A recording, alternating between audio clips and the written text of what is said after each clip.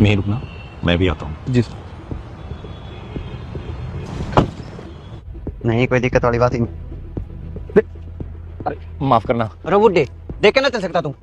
अरे माफ करना साहब, ध्यान नहीं दिया।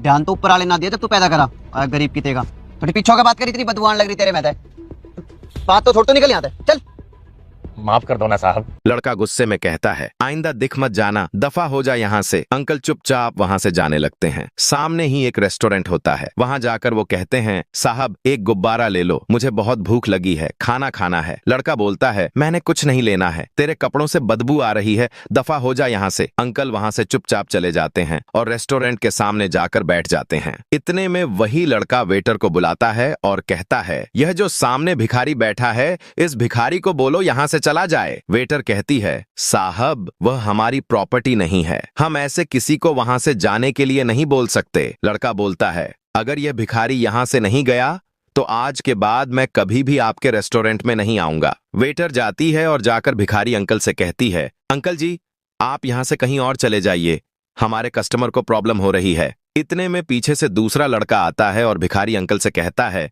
अंकल जी आपको भूख लगी है, कुछ खाओगे क्या? भिखारी बोलते हैं, जी हाँ बेटा, भूख लगी है। इतने में लड़का बोलता है वेटर से, आपको कोई प्रॉब्लम तो नहीं है? मैं इनको लेकर अपने टेबल पर खाना खिलाऊंगा। वेटर कहती है, मुझे कोई प्रॉब्लम नहीं है। लड़का अंकल को लेकर जाता है और अपने टेबल पर बैठाकर खाना खिलाने लगता है। इतने में पहले वाला लड़का फिर बोलता है वेटर से, आप इस भिखारी को लेकर आगे में लगाओ, मुझे यहाँ से जाना है। वेटर कहती है, वो भी हमारा कस्टमर है, आपको अगर जाना है तो चले जाओ। इतने में वो लड़का पैसे देता है और वहां से चला जाता है। भिखारी अंकल खाना खाते हैं, दूसरा लड़का उसका बिल देता है। बिल देकर वह जाने लगता है और अंकल खाना खाकर वेटर को एक गुब्बारा देते हैं और कहते हैं, यह मेरी तरफ से है, इसे रख लो। उस गुब्बारे में बहुत सारे पैसे होते हैं। वेटर खुश हो जाती है और अंकल वहां से चले जाते हैं। जिस लड़के ने भिखारी अंकल को खाना खिलाया था, भिखारी अंकल उसे बुलाते हैं। आगे क्या हुआ वह देखने से पहले, जो भी अपनी माँ से प्यार करता है सिर्फ वही इस वीडियो को लाइक करके चैनल को सब्सक्राइब करेगा और जाते जाते कमेंट में आई लव मॉम लिखेगा। अब मैं तुम्हें कुछ देना चाहता हूँ। मुझे कुछ देना चाहते हैं?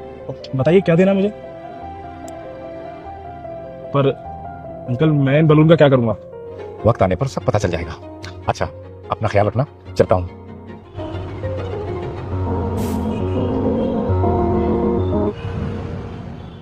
ये इतने सारे पैसे तुम्हारे लिए।